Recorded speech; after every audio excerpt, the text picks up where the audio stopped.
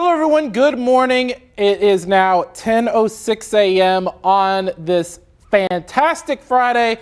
That doesn't look all that fantastic, I know, because we do have that threat for maybe some of that icing on those bridges and overpasses later on tonight. So we're going to go ahead and we're going to break everything down for you. And let's take a look outside, and we're going to start from the Kalahari Resorts and Conventions weather camera. This is in Round Rock. And we are looking at temperatures right now that are getting, we're above freezing at the airport.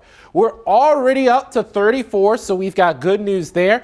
Camp Mabry, though, still below freezing or right at it. And we do have some areas east of I-35 that are above that magic number of 32. We got 35 in LaGrange, 33 in San Marcos, and now just a light freeze over portions of the hill country and the Austin metro area. And that represents around a 10-degree increase from where we were 24 hours ago. Because remember, 24 hours ago, we were talking about temperatures solidly in those 20s. Some areas were struggling to get out of the teens. So that was just not a good morning overall, with those wind chills in the single digits and even the negatives. I do want to mention real quick that the cold weather advisory has been allowed to expire, so good news on that front. So we're just having that run-of-the-mill cold morning and afternoon here in Central Texas, well below average. Your allergy count, there is a plus side to that, and it's mold in the low, and that is your only allergen that did show up on our sensor. And you can find this each and every day on KVUE.com and the KVUE app. Now, here's the reason y'all are here. And this is because of the potential for that icing on those bridges and overpasses. We've had a new run come in, and as we're taking a look, a little bit less in terms of ice accumulation by the time we get to Friday evening. But watch this as we head through around 8, 9, 10 a.m. We are starting off with maybe some light icing. It would mainly be along and east of I-35. But look at these temperatures, though. 33, 34, 33 for Austin, Bastrop, and Lockhart, respectively. Above freezing means it's going to be difficult for that rain to freeze on contact. But by the time we get to your Saturday afternoon and then Saturday evening into the overnight and early Sunday morning, everything's going to be changed over to rain. So this is because we're going to be warming up quite nicely, getting to those lower 40s in places like LaGrange. But eventually we are going to warm quite well to the 60s for your Sunday afternoon after things start to clear out. When all is said and done, we're looking at potentially just a few hundredths of an inch at best of ice accumulation. And what that would do is that would coat maybe some cars that were outside and not in a carport or garage.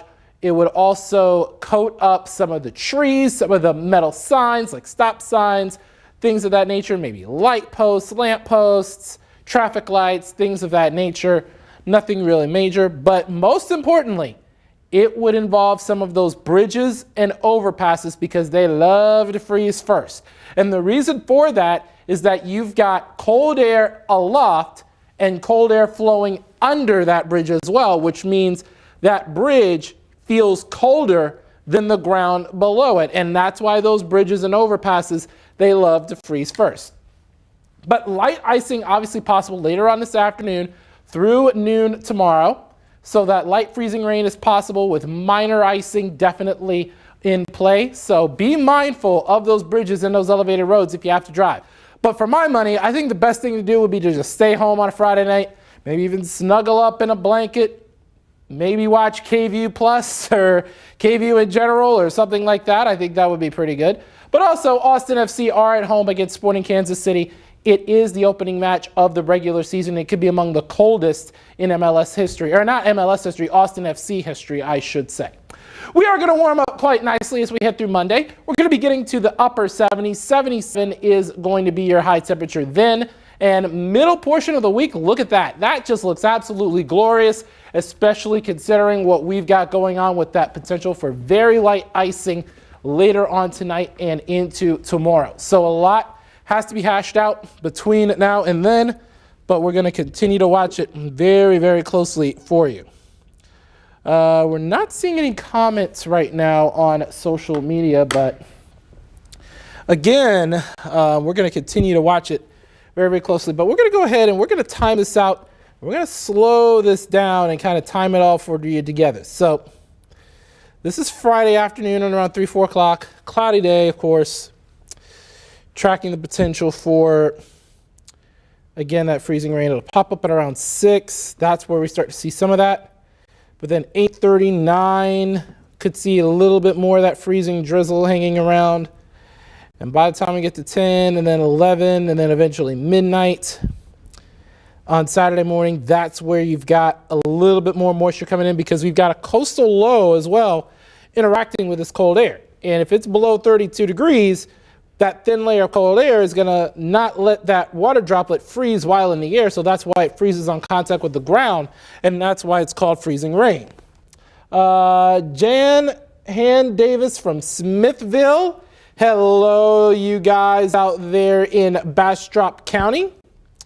By the time we get to 10 a.m. on Saturday morning, we are tracking potentially some areas closer to the coastal plains getting all rain, maybe a little bit of a push of freezing rain over portions of the Austin Metro before everything becomes all rain for the most part through 1, maybe 2 o'clock. And then eventually 3, 3:34, 4:35, and then 6:30, and then eventually game time for Austin FC against Sporting KC.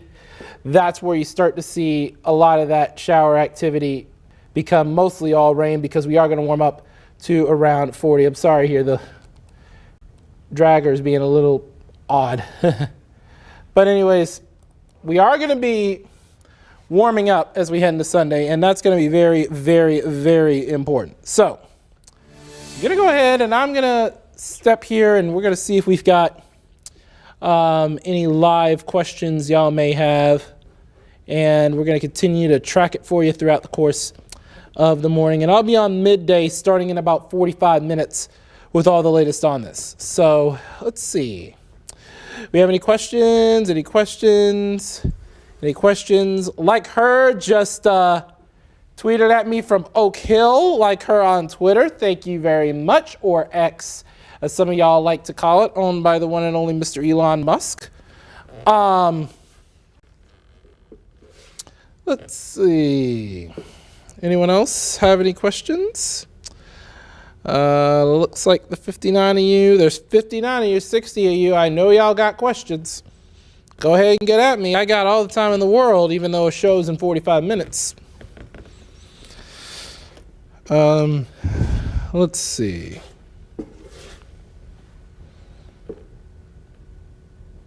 Doesn't look like anyone has any real question. So what we'll do is I'm going to go ahead and set back up the temperatures, and we're going to go one more time from the wall for those of y'all just joining us, and I will give y'all more information as we head throughout the course of the day today. So one more time from the wall, and we're taking a look starting at our temperatures. We're mainly in the lower 30s. We do have some mid 30s already in the coastal plains. LaGrange checking in at 35, and we've got lower 30s in areas along and east of I-35, and some areas are just barely above freezing, like Cameron 33, Bastrop 33, 34 Giddings, right on the line in Georgetown, as well as Camp Mabry. But then off to the west, over sections of the hill country, that's where we are sitting below freezing. So your 24-hour temperature change shows around a 10-degree increase from where we were 24 hours ago. So this is the silver lining to this cold, is that it was colder yesterday and not as cold today. Your allergy count has mold in the low, and that's about it. That's another upside to this morning, is that the allergens are far lower than where they were yesterday. But as we go hour by hour, this is around 10 o'clock. This is mostly cloudy throughout the entirety of the day, okay? So we're barely going to fluctuate temperature-wise because we're not going to get a lot of that radiational heating from the sun because low clouds are just going to block all that out. By the time we get to around 6 o'clock, that's where we get a little bit of that freezing rain activity. Models are starting to back off just a little bit on that. But then overnight into early tomorrow, that's the timeline we're going to be watching, especially starting to look along and east of I-35 for any of that rain that might freeze on contact, because we've got a very thin layer of cold air at the surface. And once that thin layer of cold air makes its way through with that coastal low, You're not going to see a whole lot of snow or anything. You're not going to see any snow at all. But we're looking at freezing rain because it's mainly a weak coastal low. It's not going to be a lot of freezing rain, but it's going to be enough that can coat your car, maybe coat some trees, and more importantly, those bridges and overpasses as well. I do want to mention that we're not going to have anything like a couple of years ago where we had widespread ice storm, all of that kind of thing.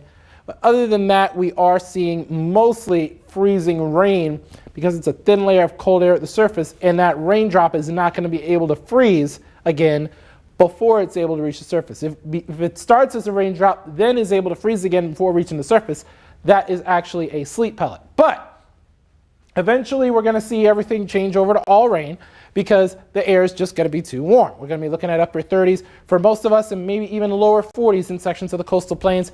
And we're mainly looking pretty uniform by the time we get to noon on Sunday. By and large, we're looking at just a few hundredths of an inch of ice accumulation. So we're looking right on track for that. Maybe even a tenth in some sections of Blanco County, according to this model, or points off to the south, but not really counting on anything more than, say, 800ths of an inch here in town or Lago Vista, which is what this model is showing. But still, 5 p.m. Friday to noon Saturday, still could see some light icing, and that could cause some issues for those bridges and overpasses. Because remember, the bridges have not only air going above the road, but also below it. And with that, that potentially cools things faster. And when things cool faster, they tend to freeze first, which is why bridges like to freeze first with that denser cold air going under that bridge. Now, Austin FC, after everything's done, they take on Sporting Kansas City, but it is still going to be chilly, and we're going to have temperatures at kickoff in the upper 30s. But we are going to warm up quite nicely as we head through Monday and Wednesday of next week. Look at those temperatures getting to those mid to upper 70s, pretty much area-wide. So last little weather impact alert period before things simmer down as we head into your Sunday, and then eventually next week looks absolutely glorious. So Wendy was asking about the freezing rain starting. We are looking at around 6 this evening, but most of it should be overnight. Again, 7:30, 8, 8:30. Let me put max 1 full here to kind of show you what we're talking about. Christopher Castaneda, once it falls, it'll wait to melt until Saturday afternoon. It's not going to be a whole lot.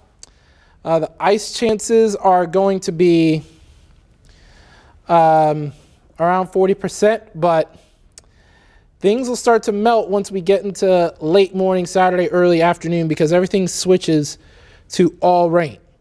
Sal, we are looking at around, I would say 6:37, and then eventually 8 and 9. I'm giving 5 to make sure we give ourselves a bit of a cushion in case we do get some freezing rain earlier in the evening.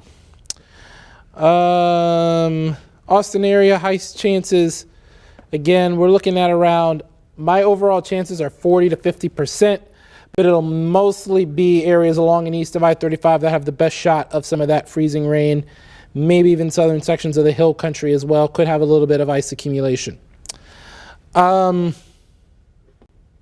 Trey, no problem.